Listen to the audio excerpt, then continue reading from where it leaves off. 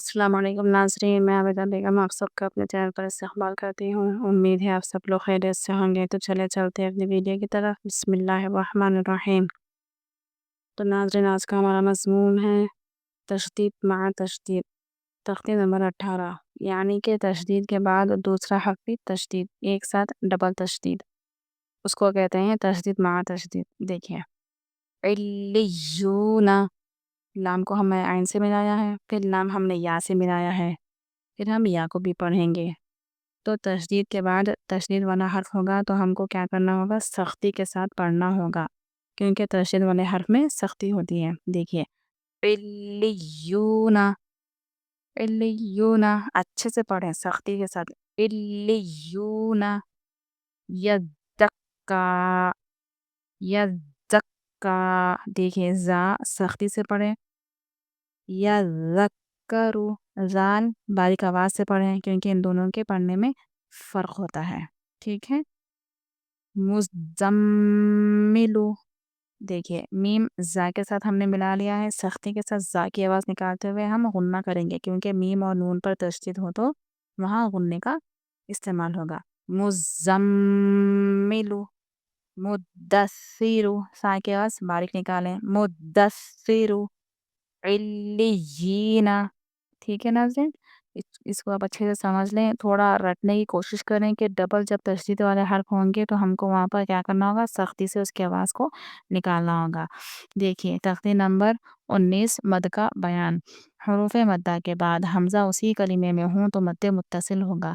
ہم نے پڑھا ہے کہ جب حرکات کو کھینچنا ہوگا تو وہاں کا استعمال ہوں گے حروف مدہ، زبر کے لیے الف، زیر کے لیے یا اور واو کے لیے پیش، تو ان حروف مدہ کے اوپر ہی یہ مد آتا ہے۔ دیکھیے یہ جو مد ہے نا حروف مدہ کے اوپر ہی، مطلب حروف مدہ کے ساتھ ہی آئیں گے، الگ سے نہیں آئیں گے۔ یہ مد اس لیے آتا ہے کہ تھوڑا زیادہ کھینچنے کو بتانے کے لیے، ایک الف سے زائد کھینچنے کو مد کہتے ہیں۔ ہم حروف مدہ آئے گا تو ہم کتنا کھینچیں گے؟ آ، بس اتنا کھینچیں گے، لیکن یہ مد آنے کے بعد ہم کیا کریں گے؟ آ زیادہ کھینچیں گے۔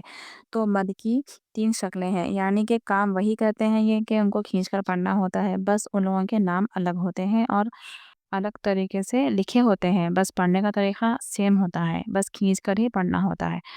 دیکھیے حروف مدہ کے بعد حمزہ اسی کلمے میں ہو تو مد متصل ہوگا، یعنی حروف مدہ الف، الف کے بعد حمزہ، یعنی کہ ایک ورڈ، جب آپ ایک ورڈ پڑھ رہے ہوں تو اسی ورڈ کے ساتھ حمزہ بھی لکھا ہونا چاہیے، جیسے آپ یہاں دیکھ رہے ہیں جا آ اسی ورڈ میں ہے، سی ات میں حمزہ اسی ورڈ میں ہے، سو او وہ ایک ہی ورڈ ہے، الگ سے حمزہ دوسرے کلمے میں نہیں آیا ہے۔ تو بس بتا رہے ہیں کہ جب حروف مدہ کے بعد حمزہ اسی کلمے میں ہوگا تو اس کا نام کیا ہوگا؟ مد کا نام مد متصل، یعنی کہ ملے ہوئے، مل کر، ساتھ میں، متصل کا مطلب ہوتا ہے ساتھ میں، ٹھیک ہے۔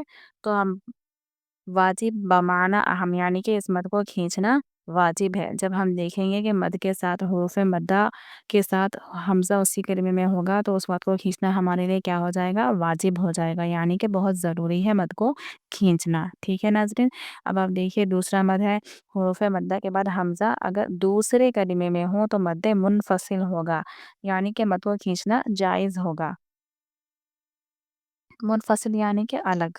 دیکھیے فی ایک الگ ورڈ ہے عربک میں، امرنا یہ الگ ورڈ ہے، تو یہ دیکھیے جو الف خالی نہ ہو وہ حمزہ ہوتا ہے، تو یہ حمزہ دوسرے کلمے میں ہے۔ لا اقسم، دیکھیے لام میں حروف مدہ کے ساتھ الگ ورڈ ہے اور اقسم یہ الگ ورڈ ہے، تو حمزہ دوسرے کلمے میں آ گیا۔ قالوا انا، دیکھیے قالوا یہ ایک الگ ورڈ ہے، انا یہ ایک الگ ورڈ ہے۔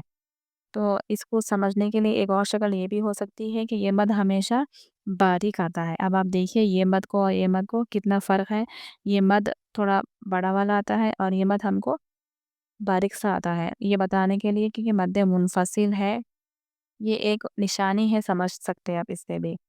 اگر مد حمزہ حرف مدہ کے بعد حمزہ اسی کلمے میں ہوگا تو اس کا نام ہوگا مد متصل، حرف مدہ کے بعد حمزہ دوسرے کلمے میں ہوگا تو اس کا نام ہوگا مد منفصل، ٹھیک ہے ناظرین۔ تو یہ مد حرف مدہ تینوں پر بھی آتا ہے، یعنی الف کے ساتھ بھی آتا ہے، یا کے ساتھ بھی آتا ہے، واو کے ساتھ بھی آتا ہے، بس جب یہ حروف کے پر آتا ہے تو اس کو تھوڑا اور زیادہ کھینچنا ہوتا ہے، اور اس کے 3 الگ الگ نام ہیں، ایک ہو گیا حمزہ ساتھ میں ہونا چاہیے، دوسرا ہو گیا حمزہ دوسرے کلمے میں ہونا چاہیے۔ اب آپ تیسرا دیکھیے کہ حروف مدہ کے بعد والے حرف پر حمزہ نہیں بلکہ جزم یا تشدید والا حرف ہوگا تو وہ مد لازم ہوگا، یعنی یہ بھی ہم کو کھینچنا ضروری ہوگا۔ دیکھیے حروف مدہ آ، حمزہ کھڑا زبر آ۔ اب یہاں پر تو حروف مدہ نظر نہیں آ رہا ناظرین، تو ہم کیا سمجھیں یہاں پر تو حروف مدہ کا الف ہے ہی نہیں، جیسے یہاں پہ حروف مدہ میں ہا ہے، وصافاتی میں صاد کے بعد کھڑا زبر ہے پر الف مدہ نہیں ہے۔ تو ناظرین ہم نے پہلے پڑھا ہے کہ کھڑا زبر کھڑی زیر الٹا پیش بھی حروف مدہ کے برابر ہی ہوتے ہیں، اس لیے یہاں پر ہم کو حروف مدہ نظر نہیں آ رہا ہے، لیکن ہم اس کو کھڑے زبر کی شکل میں یہاں پر محسوس کر سکتے ہیں۔ تو دیکھیے حروف مدہ کے بعد حمزہ، یہاں پر حمزہ کا استعمال نہیں ہوگا، مد لازم میں ہم کو کیا دیکھنا ہے، بعد والے حرف پر جزم یا تشدید دیکھنا ہے۔ حمزہ بس ان دونوں کے لیے ہوگا، جب حمزہ کا استعمال ہوگا ساتھ میں تو متصل، الگ ہوگا تو منفصل، لیکن جو تیسرا قاعدہ ہے یہاں پر ہم کیا کریں گے، بعد والے حرف پر جزم یا تشدید دیکھیں گے تو وہ ہو جائے گا مد لازم۔ دیکھیے آنا، جو کا کھینچنا بھی ہے اور تشدید کے ساتھ سختی سے پڑھنا بھی ہے، وصافاتی۔ ٹھیک ہے ناظرین، تو چلیں اس کے اچھے سے مشق کریں، سمجھ لیں، اچھے سے یاد رکھیں کہ مد کی 3 شکلیں ہوتی ہیں۔ ایک مد حمزہ اسی کلمے میں ہوتا ہے تو مد متصل، دوسرا مد حمزہ دوسرے کلمے میں ہو تو مد منفصل، لیکن تیسرے والے مد کے لیے حمزہ کا ہونا ضروری نہیں ہے بلکہ اس کے لیے جزم یا پھر تشدید والے حرف کا ہونا ضروری ہے، تو یہ ہو جائے گا مد لازم۔ تو اچھے سے اس کو یاد کرنے کو سمجھ لیں، اچھے سے یاد کریں، انشاءاللہ ہم پھر ملیں گے اپنی اگلی ویڈیو میں، تب تک کے لیے اللہ حافظ۔